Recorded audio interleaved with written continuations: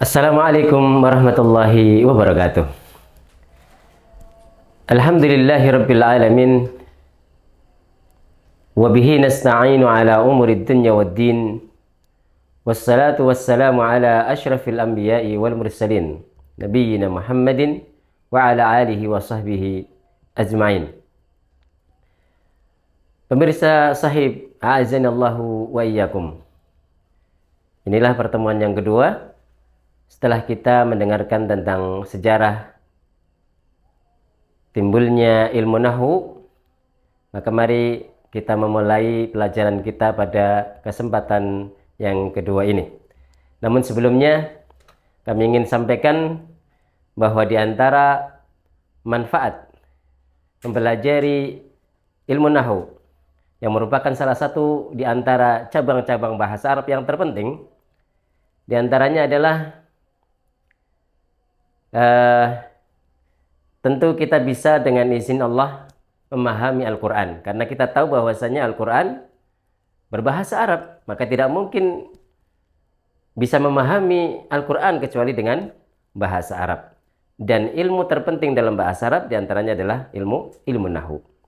Yang kedua, menghindarkan diri dari lahan, yakni kesalahan bahasa. Seperti yang sudah pernah kita sampaikan di sejarah ilmu nahwu, ada banyak lahan-lahan yang ternyata itu akan mempengaruhi makna. Dan bagi orang Arab, tentu lahan adalah sebuah kesalahan besar yang harus dihindari.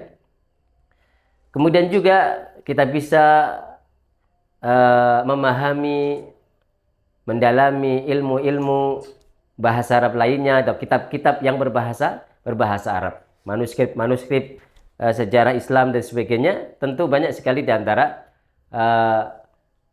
buku-buku atau kitab-kitab tersebut berbahasa Arab. Dengan kita memahami bahasa Arab dan memahami ilmu nahwu di dalamnya, maka diharapkan akan bisa memahami Islam secara keseluruhan.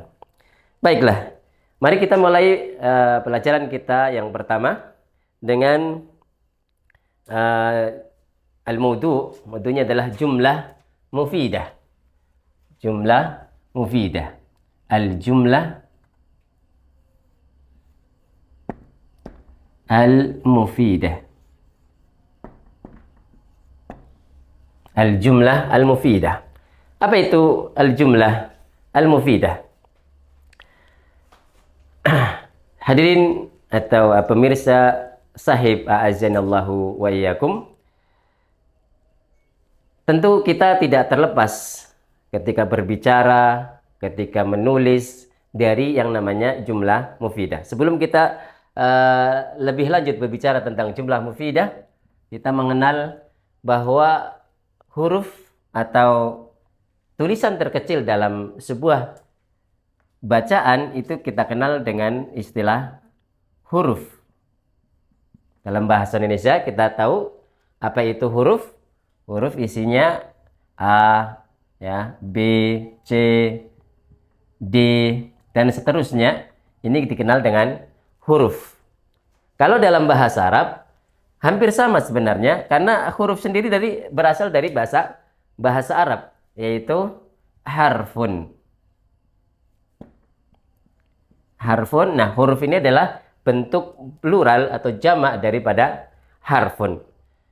Berarti kalau dalam bahasa Arab harfun itu dikenal dengan alif, ya, atau hamzah, ba, ta, atau dalam ada yang kita kenal dengan abjad gitu ya. Huruf abjad, alif, ba, jim, dal. Nah, ini adalah namanya huruf. Dalam bahasa Indonesia juga dikenal dengan huruf. Kemudian kumpulan dari huruf dalam bahasa Indonesia itu disebut dengan kata. Nah, kata adalah kumpulan beberapa huruf yang digabungkan kemudian menjadi istilahnya adalah kata. Kalau misalnya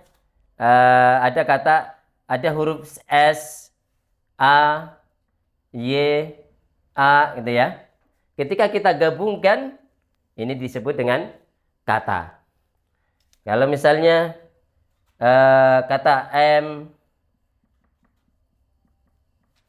seterusnya kumpulan beberapa huruf ini kita gabungkan, ini disebut dengan istilah kata. Disebut dengan istilah kata. Kalau ada huruf A misalnya L, A, H, ini adalah kumpulan dari huruf yang disebut dengan namanya adalah kata. Nah, dalam bahasa Arab, kata itu dikenal dengan namanya adalah kalimah. Namanya adalah kalimah. Nah, jadi apa hadirin? Para pemirsa yang dirahmati Allah Subhanahu wa taala, huruf dalam bahasa Arab namanya harfun. Nah, kumpulan huruf itu kan kata. Nah, dalam bahasa Arab, kumpulan dari harfun itu namanya adalah kalimah. Namanya adalah kalimah. Jadi, saya ini adalah kalimah. Menyembah itu adalah kalimah. Allah itu adalah kalimah. Kalau kita bahasa Arab kan, misalnya kumpulan dari huruf-huruf ini, misalnya ada hamzah, ada nun, dan ada alif. Ini namanya kalimah. Ini namanya kalimah. Kemudian ada hamzah, ada ain, ada ba, ada dal. Kita baca a'budu. Ini adalah kalimah.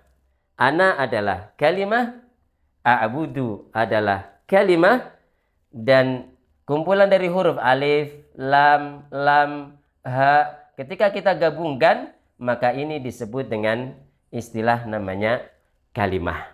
Istilah namanya kalimah. Jadi ana itu kalimah, a'budu itu kalimah, Allah itu adalah kalimah. Kemudian kata, kalau kita gabungkan kata ini, kalau kita ada beberapa kata, saya adalah kata, menyembah adalah kata, Allah adalah kata. Kalau kita gabungkan, maka dikenal dengan namanya kalimat dalam bahasa Arab, ya. Kita kenal dengan namanya kalimat. Jadi ketika kita bilang saya menyembah Allah, maka kumpulan dari beberapa kata ini dikenal dengan namanya kalimat. Nah, dalam bahasa Arab, kalimat itu adalah jumlah. Disebut dengan istilah namanya jumlah. Kita ulangi, kumpulan dari haraf itu disebut dengan kalimah, dan kumpulan dari kalimah disebut dengan jumlah. Nah, jumlah itu berarti apa? Kumpulan dari beberapa kalimah. Kumpulan dari beberapa kalimah. Kalau kalimah tersebut dari kumpulan beberapa kalimah ini memiliki makna, maka disebut dengan istilah namanya jumlah mufidah.